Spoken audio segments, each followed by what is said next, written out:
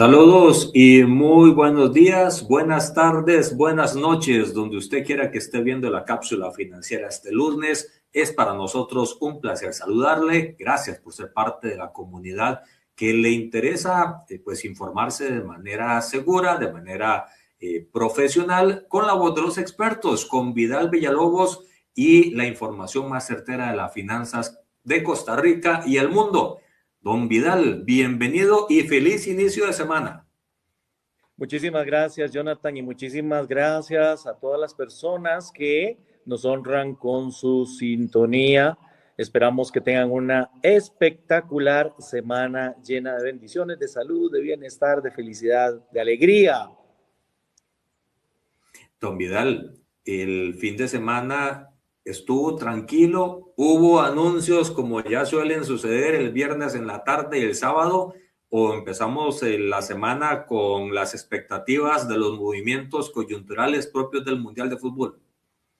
Bueno, una mezcla de todas esas cosas, mi estimado Jonathan. En efecto, el mercado incluso ya se está poniendo como en tono de mundial. Ya dentro de poquísimos días vamos a estar viendo el partido inaugural allá en México y ya algunas de las mesas en Nueva York no solamente tienen el tema de las acciones y de los bonos, sino también de las apuestas, que allá es muy común en los Estados Unidos. Así que ya se está sintiendo un ambiente diferente, pero dentro de lo que regularmente nosotros tocamos, puedo contarle que lamentablemente el fin de semana hubo un ataque de Irán a la parte norte de Israel y los Estados Unidos también han dado respuesta a eso. Así que nos alejamos eventualmente de un potencial acuerdo. Y bueno, apenas estamos empezando la jornada de hoy lunes, los mercados apenas están calentando y tendremos que esperar a ver cómo cuaja esa noticia que en las últimas 2 semanas prácticamente nos habíamos alejado un poco de los titulares de la guerra y nos habíamos concentrado en el tema de la economía.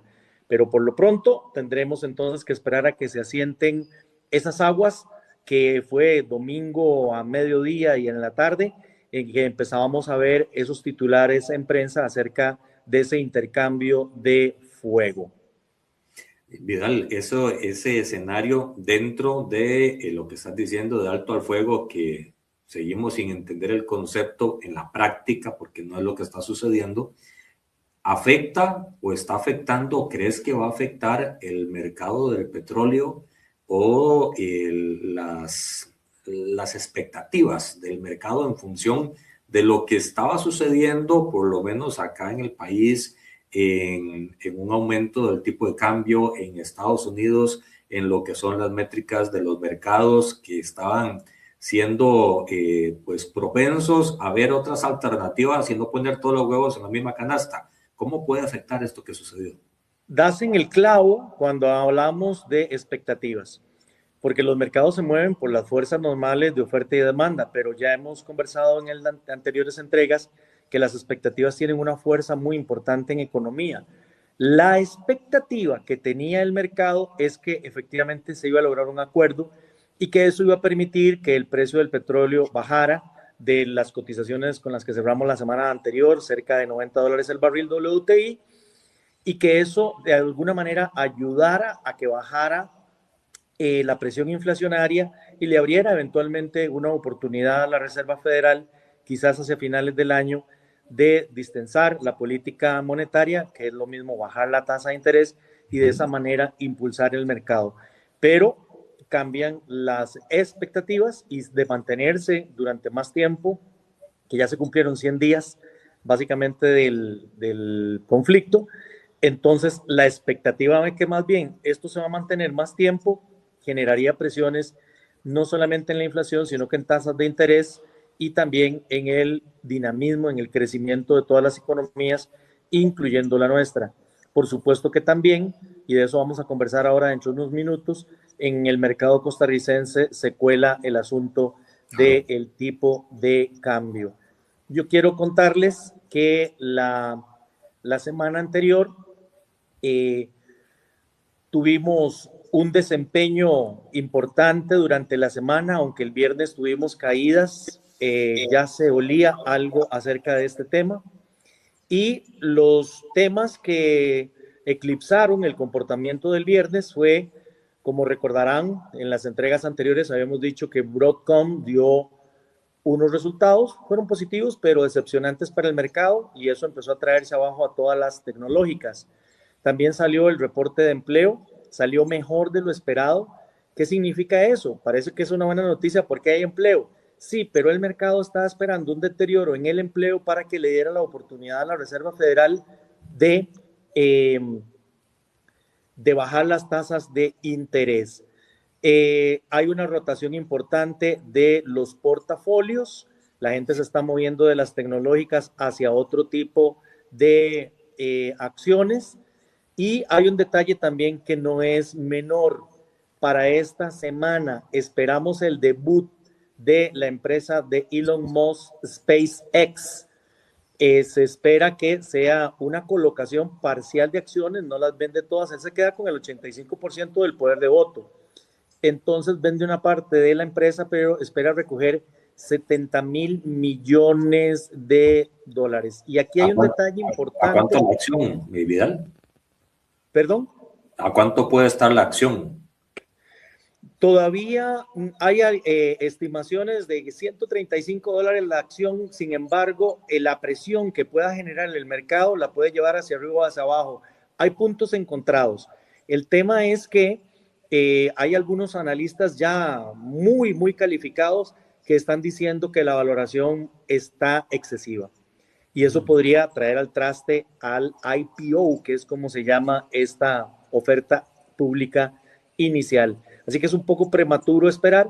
Muy probablemente antes del lanzamiento, Elon Musk hace una apuesta y dice, quiero tanto por acción.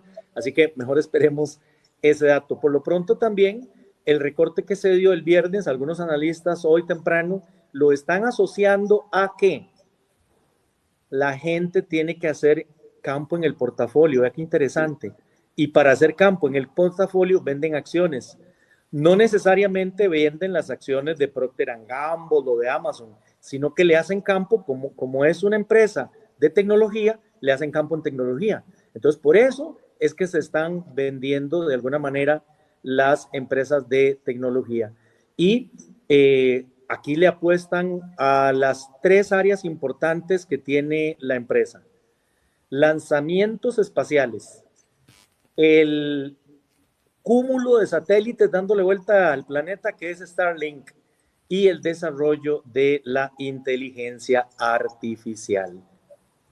Qué importante ese detalle de que las carteras se estén ajustando a lo interno del segmento, porque habría quien pueda decir que otros segmentos económicos pueden verse lesionados por esta incursión de Elon Musk, pero es muy interesante el que sea propiamente el barrio tecnológico el que se está reacomodando. Están haciendo las parcelas más pequeñas con el mismo queque.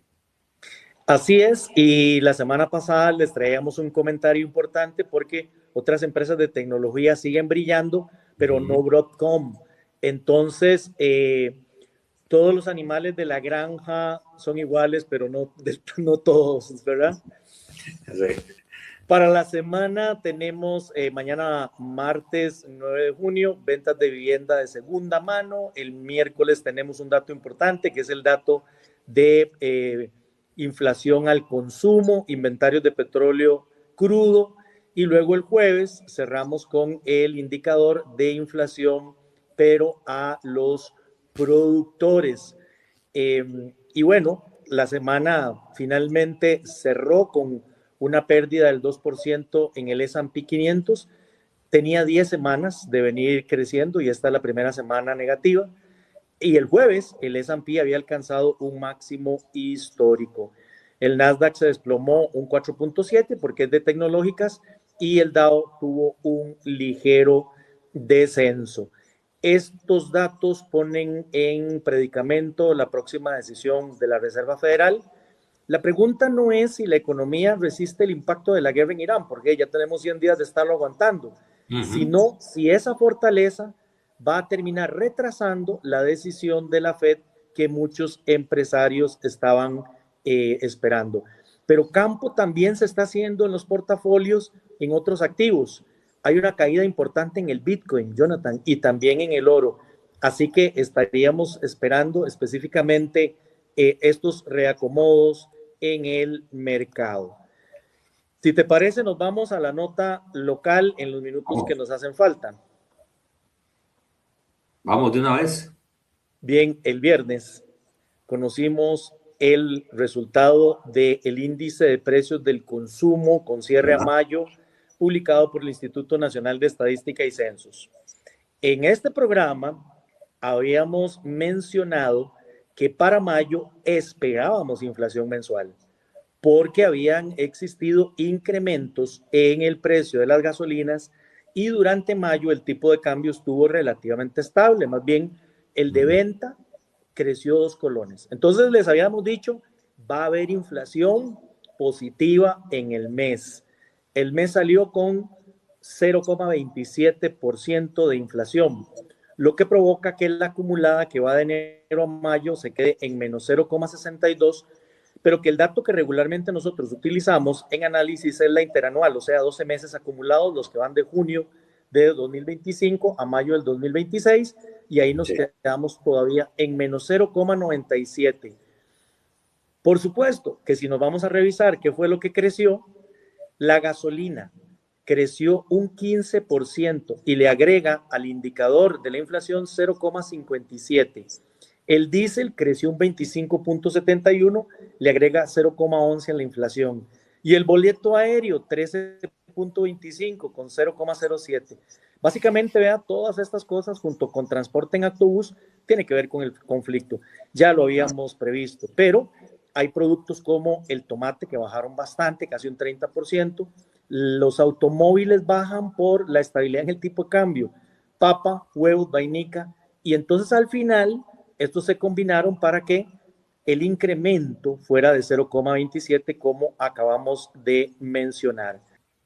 Si nos queremos comprar el compromiso precisamente con las personas que nos escuchan de hacer pronósticos y análisis, me atrevería a hacer lo siguiente. El próximo mes que vamos a tener la inflación de junio, tenemos que quitar el mes de junio del año anterior y agregar junio de este año.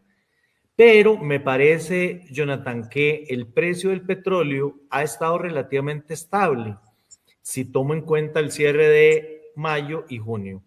Entonces, por ahí podríamos no tener eventualmente algún impacto, pero también ha estado estable el tipo de cambio.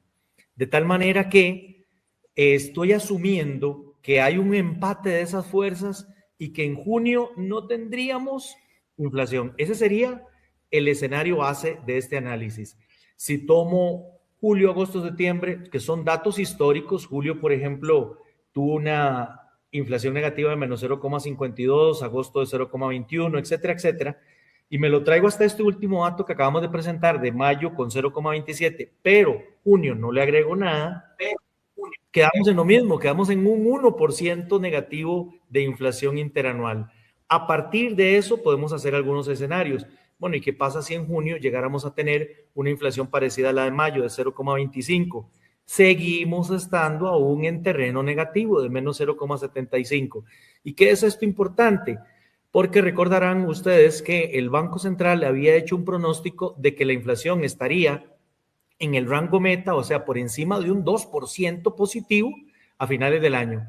Pero en la última decisión del 21 de mayo pasado, la Junta Directiva del Banco Central cambió la redacción y dijo, estaremos cerca. Sí, porque vamos a estar todavía con una inflación muy baja de acuerdo con estos pronósticos. Perfecto, mi buen amigo Vidal Villalobos, con esta parte y este análisis, esa proyección de lo que puede ser el movimiento, los indicadores acá en Costa Rica, pues finalizamos la cápsula financiera del día de hoy. Muchísimas gracias, Jonathan. Muchísimas gracias a todas las personas que tengan una bendecida semana y recuerden, desde el fondo del corazón, un abrazo de colección.